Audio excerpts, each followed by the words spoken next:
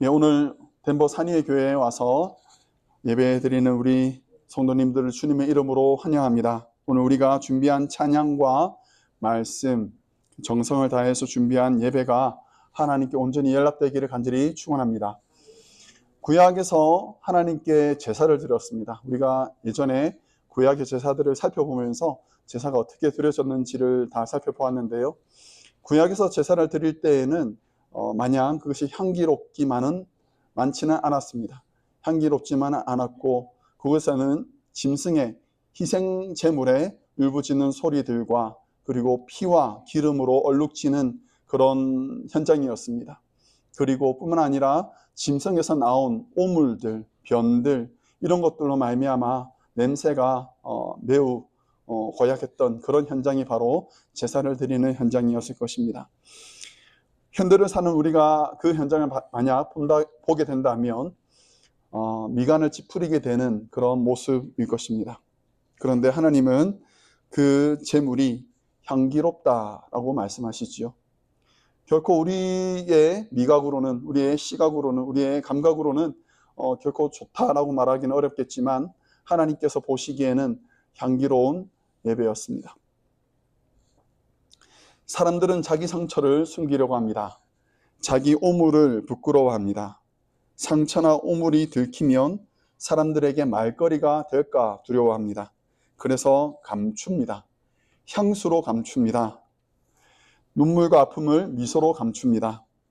저도 여러분들의 향기나 아름다운 모습을 감사하게 생각합니다. 그렇지만 하나님께는 있는 모습 그대로 보여주셔야 합니다. 냄새가 나도 괜찮습니다. 좀 지저분해도 괜찮습니다. 정리가 되지 않았어도 괜찮습니다. 하나님께 우리의 모습들을 가감없이 정직하게 보여주셔야 됩니다. 의사 앞에 서 있는 환자가 자신의 치부를 부끄러워하지 않습니다. 여기가 아파요. 여기가 아파요. 마음이 아파요. 여기가 시리듯이 아파요. 다 보여줘야 돼요. 예레미야 선지자가 이렇게 외쳤습니다. 여호와여 주는 나의 찬송이시오니 나를 고치소서 그리하면 내가 낫겠나이다. 나를 구원하소서 그리하면 내가 구원을 얻으리이다. 오늘 덴버 산위의 교회에 오신 우리 성도님들 오시기를 참 잘하셨습니다. 하나님께 다 보여주셔도 됩니다. 하나님께 여러분들의 마음과 여러분들의 생각과 여러분들의 상처와 눈물을 다 보여주셔도 됩니다. 하나님께서 여러분들을 살펴보실 것입니다. 그리고 못 고칠 질병이 없는 우리 하나님께서 여러분들의 모든 아픈 것들을 고쳐주실 줄 저는 믿습니다. 오늘 여기서 접수 받으셔도 됩니다. 예. 진료비는 공짜입니다. 예수님께서 다 지불하셨습니다. 여러분들이 우리의 상처, 우리의 부끄러움 다 하나님께 드러내시고 온전히 회복되는 그런 은혜의 시간 되시기를 주의 이름으로 축원합니다. 진료는 진단으로부터 시작됩니다. 그리고 진단은 고통스럽지요. 복음은 우리 자신에 대한 좌절로부터 시작됩니다. 사도 바울은 이 사실을 구약 성경을 인용하면서 이렇게 말합니다. 기록된 바 의인은 없나니 하나도 없다. 한 명도 없다라고 선언을 합니다. 우리는 비교하는 것에 익숙하지요. 비슷해 보여도 나름대로 구분을 합니다. 온갖 나쁜 사람들이 모여 있는 곳이 어디죠? 온갖 나쁜 사람들이 모여 있는 곳. 교회요? 그렇죠. 흉악범들이 다 모여 있죠. 말고 우리 좀 다르게 보면 감옥에 보면 나쁜 사람들이 모여 있습니다. 교회란 말에 좀 여파가 있어가지고 감옥에 나쁜 사람들이 다 모여 있죠. 그렇죠? 이런 나쁜 사람 저런 나쁜 사람들 다 모여 있습니다. 그런데 여러분 그 나쁜 사람들이 다른 사람 다 같이 갇혀 있는 사람들을 보면서 저 사람이 나보다 더 낫다라고 생각할까요? 더 나쁘다고 생각할까요? 더 나쁘다고 생각해요. 예. 자기는 뭐 억울하게 들어온 거고, 대부분 그래요. 자기는 억울하게 들어온 거고, 저 사람 정말 죄를 지었기 때문에 여기 들어온 거라고 보는 거죠. 그 중에서도 그 감옥에서도 가장 자유로운 그 활동하시는 분들이 이제 조직 폭력배들, 갱단들이 좀 자유롭게 움직이고 대우도 받고 그런다고 들었습니다. 감옥에서 가장 나쁜 사람들이 어떤 범죄를 저지른 사람들일까요? 모든 범죄자들이, 사기꾼, 뭐 폭력배들, 이런 사람들이 가장 나쁘다라고 생각하는 정말 나쁜 사람들은 누굴까요? 예, 그 안에서는 성폭력범들을 매우 이제 정말 쓰레기 취급을 하더라고요. 근데 그 중에서도 정말 나쁜 사람들이 아동 성폭력범들이에요. 미국에서는 그런 사람들은 감옥에 들어가면 정말 살해당할 수 있는 그런 정말 그런 위험한 일들이 벌어지곤 합니다. 우리가 봤을 때는 다 비슷한데, 그렇죠? 단테가 쓴 그 신곡이 있습니다. 신곡이 3편으로 구성되어 있는데 그 중에 지옥편이 있습니다. 지옥편에는 이제 단테가 작가가 9단계로 지옥을 구분해 놓았습니다. 제일 위의 단계는 림보라는 곳인데, 이곳은 충분한 덕을 쌓지 못한 사람들, 천국에 가기에는 애매한 사람들 있죠. 착한 일을 했지만 아직 세례를 받지 못한 사람들, 뭐 이런 사람들이 모여 있는 단계라고 얘기하고, 그 다음 단계가 어떤 단계냐면 바람핀 사람들이 모여 있는 곳입니다. 칠흑 같은 어둠 속에서 이제 이들이 이제 계속 바람에 휩쓸려 다니는 거예요. 바람을 피웠으니까. 그런 벌을 받는 곳이고, 그 아래에는 어떤 범죄자들이 있냐면 식탐을 조절하지 못한 사람들. 예. 뜨끔하신 분들이 몇 분 있었는데, 식탐을 조절하지 못한 사람들이 그 밑에 있습니다. 그리고 그 밑에는 어떤 사람들이 있느냐? 탐욕을 부린 사람들. 탐욕. 욕심을 많이 부린 사람들, 내 거 아닌 것을 가지고 자기 거인 양 했던 사람들, 탐낸 사람들, 이런 사람들이 있습니다. 그 아래에는 분노의 지옥이 있습니다. 분노의 지옥. 분노를 억제하지 못하고 죄를 저지른 사람들이 가는 곳입니다. 이곳 자체가 지옥이에요. 그래서 남들을 미워하고 헐뜯는 사람들이 여전히 그곳에서 계속 헐뜯는 거예요. 완전히 지옥이죠. 그 아래에는 이제 이단들이 모여 있습니다. 이단들. 예수 그리스도 복음 말고 다른 도를 전했던 사람들이 모여 있는 곳이 이제 이 이단 지옥이고, 그 아래에는 폭력 지옥입니다. 폭력으로 인해서 죄를 지었던 사람들, 자기가 타인에게 해를 끼쳤던 사람들이 모여 있는 곳이고요. 그 다음 어딜까요? 사기꾼들이 모여 있습니다. 정말 나쁜 사람들이지 않습니까? 공감을 안 하시는데, 정말 나쁜 사람들이잖아요. 사람들을 홀려가지고 그 사람들을 괴롭혔던, 귀한 것들을 빼앗았던 그런 사람들이 이 사기 지옥에 모여 있습니다. 가장 밑에 누가 모여 있을까요? 단테가 생각했을 때 모든 죄들이 정말 나쁜 죄들이지만 얘네들이 제일 나쁜 애들이야 라고 생각하고 지옥 가장 바닥, 가장 그 지하 9층이에요. 지하 9층에 두었습니다. 그곳은 누가 있냐면 루시퍼가 있어요.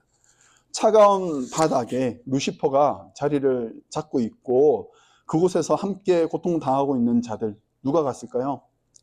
배반자들이 갔어요. 배신자들. 배신자들 뭐 누가 있습니까? 가룟 유다. 이런 사람들이 있는 곳이 이제 지하 9층 있다라고 보았던 것입니다. 여러분 몇 층에 혹시 계실 것 같습니까? 가기 싫죠? 네. 나쁜 사람들이 모여있죠. 그렇죠? 참 많이 모여있습니다.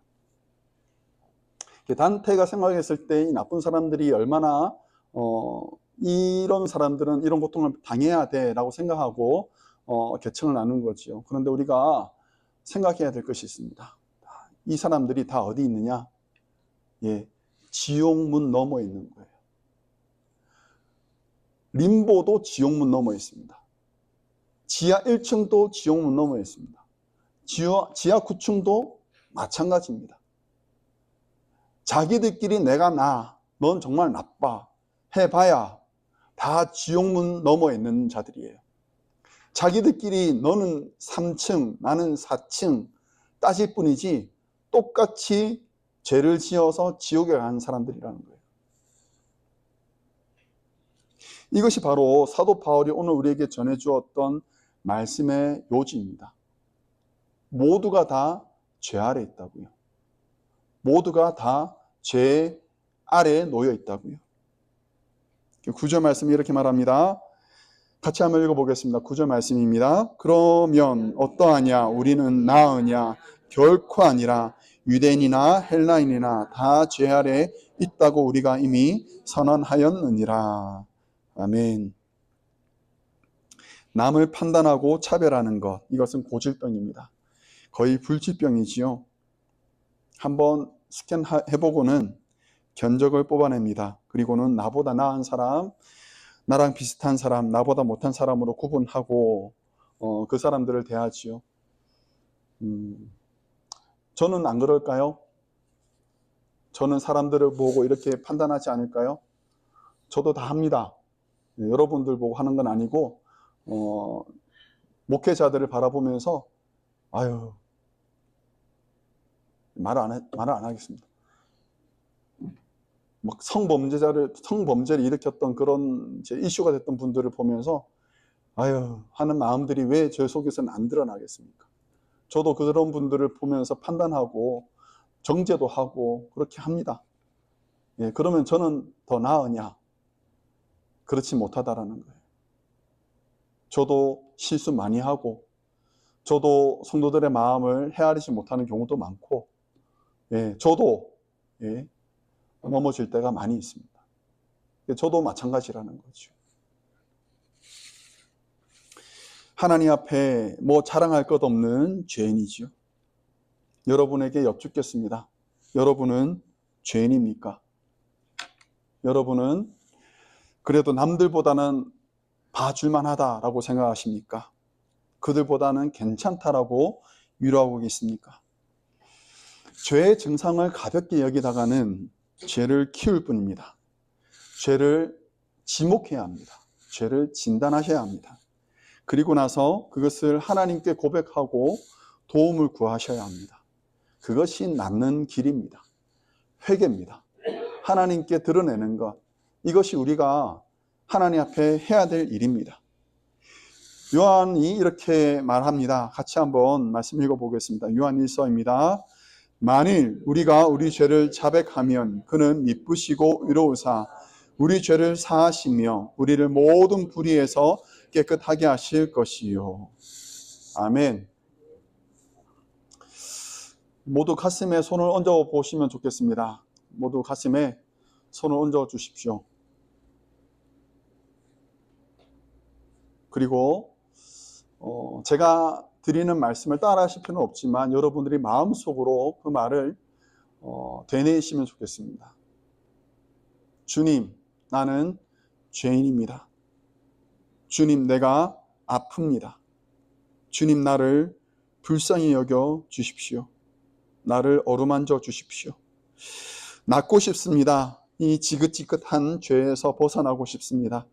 주님, 나를 정결하게 하여 주시옵소서. 주님만이 나를 고쳐주실 수 있습니다. 말씀으로 고쳐주시고 은혜로 회복하게 하여 주시옵소서. 거룩하신 예수님 이름으로 기도합니다. 아멘. 이런 치료가, 이런 회복의 은혜가 오늘 우리 이 자리 모인 우리 성도님들에게 충만하게 넘치기를 주의 이름으로 간절히 축원합니다. 자, 죄에 대해서 우리가 먼저 살펴볼 것은 원인을 알아야 합니다. 원인. 우리가 지금 다 죄가 있다, 누구도 예외가 없다라고 인정을 했습니다. 그렇다면 그 원인을 한번 헤아려 보아야 되겠습니다. 바울은 우리가 죄 아래에 있다라고 선언을 합니다. 아래에 있다라는 것은 그 영향력 아래에 있다라는 뜻입니다. 바울은 11절 이후로부터 우리가 죄의 영향력 아래에 있는 상태의 증상을 말하고 있습니다. 그 첫 번째는 무엇이냐? 우리가 하나님을 모른다라는 것입니다. 우리가 하나님을 모르기 때문에 죄의 영향력 아래에 있다라는 것이지요. 11절 말씀 보시면 이렇게 말합니다. 깨닫는 자도 없고 하나님을 찾는 자도 없고 라고 말합니다. 하나님이 없는 것입니다. 하나님이 안 계신 거예요. 다시 한번 여쭙겠습니다. 여러분 하나님 없이도 잘 살 수 있습니까? 하나님 없이도 잘 살 수 있습니까? 여러분을 두고 말하지 말고 다른 경우를 놓고 한번 생각해 봅시다. 다른 사람들은 하나님 없이도 잘 살 수 있습니까? 잘 살고 있는 것 같습니까? 아래 위로 왔다가 이렇게 가시는 분들도 있고 대답이 다양한데요. 하나님 없이도 잘 살고 있는 것 같은 분들이 많이 있습니다. 그렇죠? 하나님 몰라도 떵떵거리며 사시는 분들이 있죠. 하나님 몰라도 잘 살고 있는 분들이 있는 것 같습니다. 그게 죄인의 벌입니다. 저는 그것이 잘 되는 것이라고 생각하지 않습니다. 하나님을 모르면서도 잘 사는 것은 복이 아닙니다. 그것은 어떻게 보면 재앙입니다. 우리보다 더 잘 살 수 있지요. 하나님 없이도 더 좋은 집에서, 더 좋은 차로, 더 좋은 음식을 먹고, 더 좋은 형편에서 그럴듯하게 사는 사람들이 있습니다. 그러나 그것은 하나님께서 진노하시는 사람들의 모습입니다.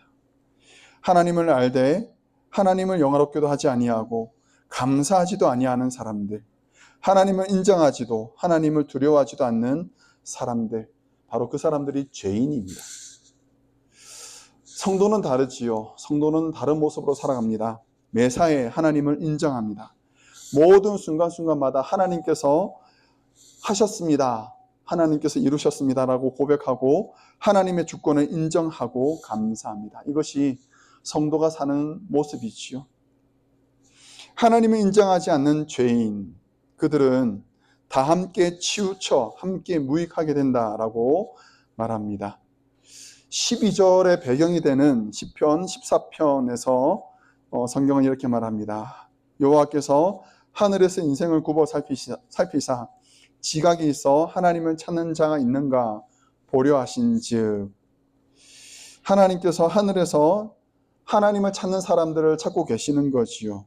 그런데 하늘에서 살펴보시는 하나님이 크게 실망하셨습니다. 왜 그러냐? 3절에 보면 이렇게 말합니다. 다 치우쳐 함께 더러운 자가 되고 선을 행하는 자가 없으니 하나도 없도다. 단 한 사람도 없는 그 모습을 보시고 하나님이 실망하신 거지요. 다 치우쳐. 우리는 다수결을 신뢰합니다. 10명이 옳다라고 말하는 것이 두세 사람이 옳다라고 말하는 것보다 더 신빙성이 있어 보입니다. 그런데 여러분, 다수결이 정답일까요? 많은 사람들이 그렇다라고 얘기한다면 그것이 진실이 될까요? 그렇지 않지요. 다만 사람들이 만들어내는 최선의 의결 과정일 뿐입니다. 다수가 주장한다고 해서 정답이 될 수 없습니다. 그런데 진리 되신 하나님을 모르니 불완전한 자들이 완전한 자인 척하면서 세력을 모으고 옳다라고 주장하는 것, 그 모습이 하늘에서 이 땅을 바라보시면서 탄식하시는 우리들의 모습 아닐까요? 사람들의 모습이 아닐까요?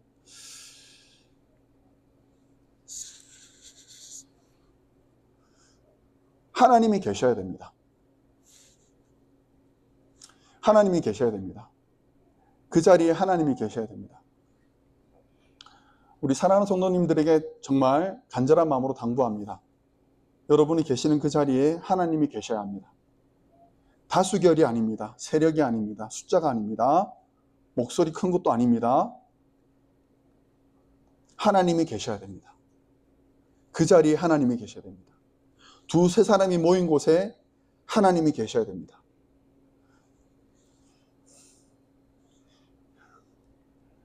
너무 중요한 거예요. 다시 한번 여러분, 여러분의 단톡방에 하나님이 계셔야 됩니다.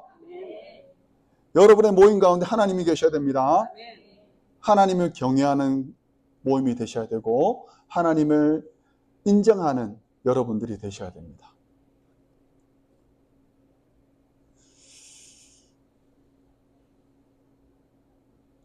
하늘에서 바라보시면서 하나님을 찾는 자가 있나 없나 살피실 때 주님 여기 있잖아요.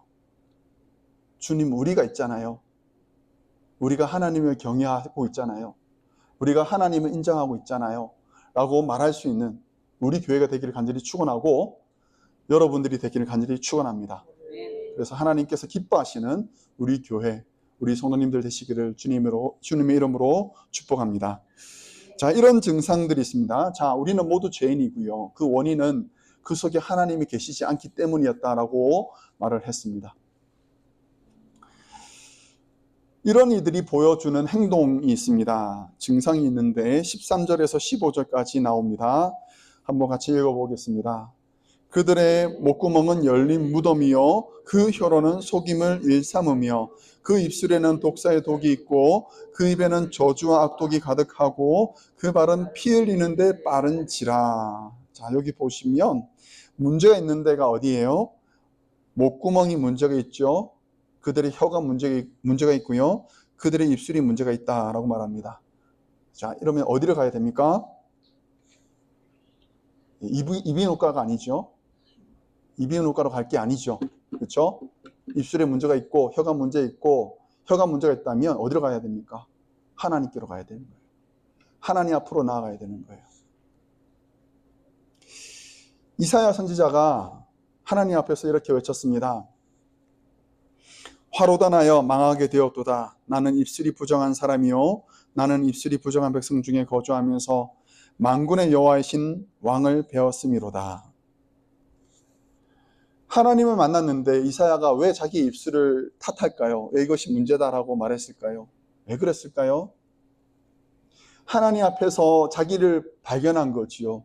그런데 자신의 실수가 어디서 가장 많이 나왔느냐? 입술에서 나온 거예요. 내 입술에서 실수가 가장 많았던 거예요. 내 입술에서 독이 나왔던 거지요. 내 입술에서 화살이 나간 거예요.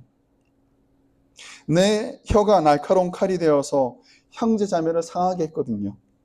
심지어는 내 혀로 사람의 마음을 죽이기도 했습니다. 문제는 이 혀가 통제가 안 되는 거죠.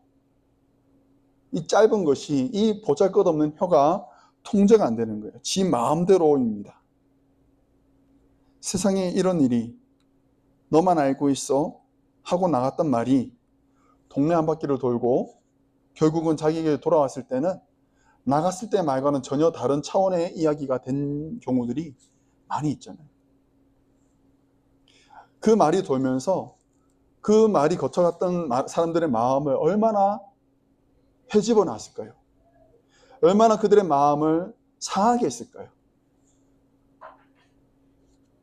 남을 험담하는 것, 자신을 과시하는 것, 분열시키는 것, 나열할 수도 없는 많은 잘못들이 방정맞은 입으로부터 시작된 건 아니었습니까?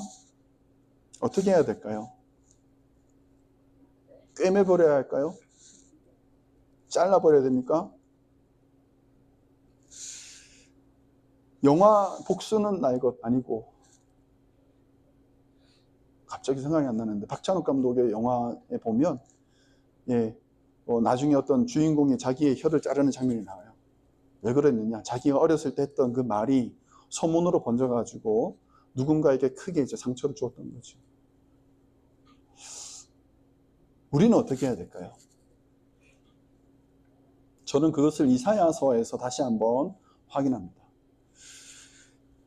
하나님 앞에서 자기 입술이 더러운 것을 괴로워하던 이사야에게 천사가 다가옵니다. 그리고는 천사가 제단에서 발갛게 달아오른 숯불을 집게로 들고 와서는 어떻게 하죠? 이사야의 입을 지져버립니다. 무서운 장면이지만 이것이 우리에게 보여주는 상징이 있죠. 7절 말씀입니다. 이렇게 말합니다. 같이 한번 읽어보겠습니다. 보라, 이것이 내 입에 닿았으니 내 악이 제하여졌고 내 죄가 사하여졌느니라. 아멘. 자, 여러분, 천사가 무엇을 가져왔죠? 숯불을 가져왔다라고 얘기하죠. 숯을 가져왔다고 말합니다. 어디서 가져왔습니까? 제단이죠. 제단은 무슨 제단이었을까요? 희생제물을 잡아드렸던 제단이겠지요. 희생제물의 피가 뚝뚝 떨어지면서 그 밑에서 그 제물을 태우고 있던 나무를 적셨을까요? 안 적셨을까요? 흠뻑 적셨겠죠. 제물의 피를 머금은 그 나무에 탄 것으로 이사야의 입을 정결하게 한 것입니다. 여러분, 무엇이 생각납니까? 예수님의 피를 머금은 십자가가 생각나지 않습니까? 예수님의 피를 머금은 그 십자가가 우리의 입술을 정결하게 할 수 있다는 것입니다. 저는 그것을 믿습니다. 물론 교회 다니는 사람들이 다 입술에 허물이 없느냐? 아닙니다. 교회 다니는 분들 중에서도 제가 제 자신을 허물이 많죠. 그렇죠? 그렇지만 우리가 예수님을 기억하고 예수님을 묵상하고 예수님으로 내 마음과 생각을 가득 채우는 상태라면 우리 입술을 통제할 수 있을 것이라고 저는 믿습니다. 그 안에 있는 것이 나오거든요. 그 안에 있는 것이. 내가 내 안을 무엇으로 채웠느냐, 결국은 그것이 앞으로 나오는 것이거든요. 여러분들이 한 주간 동안 말씀과 기도로 묵상하며 예수님으로 채웠다면 우리 입에서 나가는 것은 결코 독이 될 수가 없습니다. 그렇죠? 할렐루야.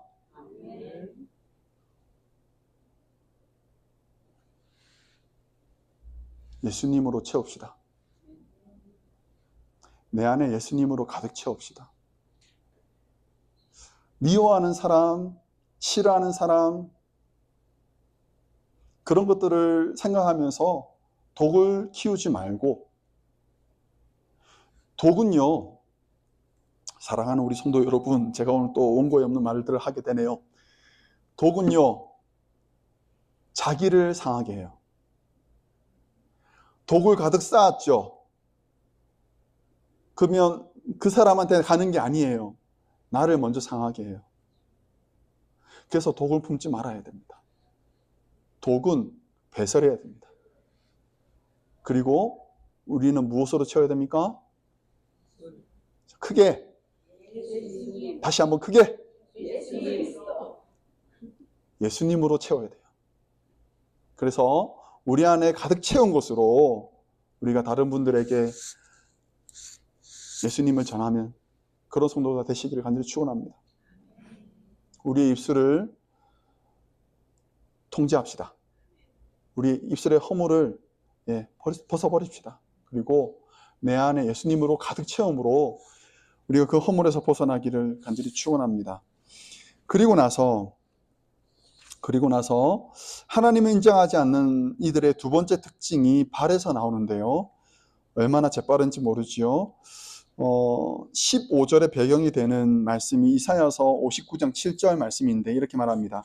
그 발은 행악하기에 빠르고 무지한 피를 흘리기에 신속하며 라고 말합니다. 그 발이 매우 빠르다라는 겁니다. 남에게 해가 되는 일에 적극적인 거예요. 신중한 모습이 없는 거예요. 신중했다면 이들이 잘못을 깨달았을 거예요. 그런데 신중하지 않는 거예요. 너무 재빠른 것입니다. 그 결과가 어떻게 되었습니까? 파멸과 고생이 그 길에 있어 평강의 길을 알지 못하는 상태가 되는 것입니다. 이것이 바로 하나님을 알지 못하는 자들, 하나님을 인정하지 않는 자들이 보여주는 죄인의 모습인 거지요. 마지막의 특징은 눈에 있습니다. 눈. 18절에 보면 이렇게 말합니다. 그들의 눈앞에 하나님을 두려움이 없느니라. 하나님을 모르니 하나님이 보이지 않는 거지요. 하나님을 모르니 하나님이 보이지 않습니다. 시편 53편은 이렇게 말합니다. 어리석은 자는 그의 마음에 이르기를 하나님이 없다 하도다. 그들은 부패하며 가증한 악을 행하며 선을 행하는 자가 없도다. 여러분, 죄인은, 하나님을 모르는 사람들은 하나님을 알지 못합니다. 하나님을 인정하지도 않지요. 그런데 여러분, 하나님을 믿는 사람은요, 보이지 않는 하나님을 만물에서 인정합니다. 만물에서 하나님의 흔적을 발견합니다. 그리고는 하나님께서 지으신 세상을 노래합니다. 하나님께서 이렇게 아름답게 지으셨습니다라고, 감사합니다라고 고백하고 하나님을 높이지요. 이것이 바로 하나님을 믿는 사람들, 하나님을 인정하는 사람들의 모습이지요. 그런 사람들은 하나님을 의지합니다.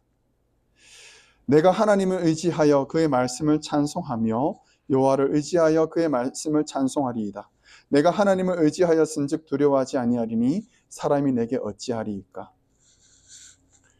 하나님은 눈에 보이는 분이 아닙니다만 보이지 않으시는 하나님을 내가 믿기 때문에 그분을 의지하는 거예요. 보이는 사람을 두려워하지 않습니다. 보이는 것들 때문에 주눅들지 않습니다. 왜? 보이지 아니하시는 하나님을 내가 믿으니까요. 그분이 살아계시는 것을 내가 인정하니까요. 그래서 내가 의지할 수 있는 거지요. 사랑하는 성도 여러분, 우리의 눈에 보이지 않는 하나님이 보이기를 간절히 축원합니다. 다시 한번, 왜 이렇게 오늘 힘이 없는지 잘 모르겠네요. 자, 다시 한번 우리 아멘으로 고백하는 것이, 예배 시간에 우리가 아멘으로 고백하는 것이 하나님께 드리는 고백인 줄 저는 믿습니다. 매사에 하나님을 발견하시기를 주의 이름으로 축원합니다. 여러분의 인생 가운데 역사하시는 하나님의 손길을 경험하시기를 축원합니다. 그래서 보이는 사람을 두려워하지 않고 보이지 않는 하나님을 더 두려워하는 우리가 되기를 축원합니다. 중요한 문제입니다. 보이는 것만 두려워하고 그것만 급급해하면 여러분 게하시가 되는 거예요. 엘리사 선지자에게 막 붙들고 호소합니다. 선지자여, 우리를 둘러싸고 있는 저 아람 군대가 보이지 않습니까? 몇 겹을 둘러서 싸고 있는 저 어마어마한 군대가 보이지 않습니까? 이제는 우리는 죽은 목숨입니다. 말하고 있을 때 엘리사가 기도하죠. 뭐라고 기도합니까? 게하시의 눈을 열어달라고 기도합니다. 놀라운 일이 벌어지죠. 게하시의 눈이 열립니다. 눈 뜨고 있는 줄 알았는데 눈이 열리게 되죠. 그리고 무엇을 봅니까? 아람 군대보다 훨씬 더 많은 하나님의 군대를 발견하게 된 거예요. 발견하다라는 말은 못 보던 것을 보게 되었다라는 뜻이에요. 어마어마합니다. 그 군대가 아람 군대를 둘러서 있는 것을 보고 그가 하나님을 인정하게 되죠. 우리 눈에 보이는 것들 때문에 우리가 주눅들 수가 있습니다. 우리 눈에 보이는 것 때문에 우리가 두려워할 수 있습니다. 겁이 나죠, 그렇죠? 왜 겁이 안 나겠습니까? 그런데 여러분, 우리의 눈이 열리기를 간절히 축원합니다. 그래서 우리를 위하시는 하나님의 전능하신 손길을 발견하시기를 바랍니다. 천지를 지으셨던 하나님의 그 강한 손길을 여러분들의 삶 가운데, 여러분의 가정 가운데에서 지금 실험하고 있는 그 문제 가운데서 그 손길을 발견하시기를 간절히 축원합니다. 세상을 지으신 그 하나님의 손이 나를 위해서 일하고 계세요. 그 손이 여러분들을 붙들고 있는데 절대로 놓지 않습니다. 세상이 강합니까? 하나님이 강하십니까? 그럼 누구를 두려워해야 되겠습니까?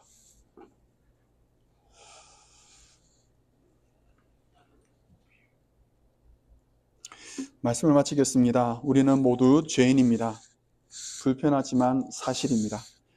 예수님께서 이렇게 말씀하셨습니다. 건강한 자에게는 의사가 쓸데없고 병든 자에게라야 쓸데있느니라. 나는 의인을 부르러 온 것이 아니요 죄인을 부르러 왔노라.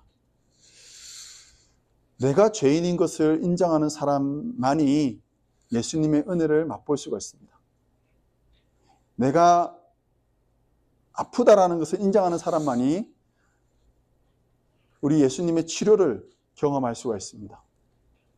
하나님 앞에 자신의 허물과 상처를, 연약함을 다 드러내시기 바랍니다. 그래서 우리를 고치시는 하나님의 그 은혜를 경험하시고 온전히 회복되는 사랑하는 우리 모든 성도님들, 그리고 우리 교회가 되기를 주의 이름으로 축원합니다.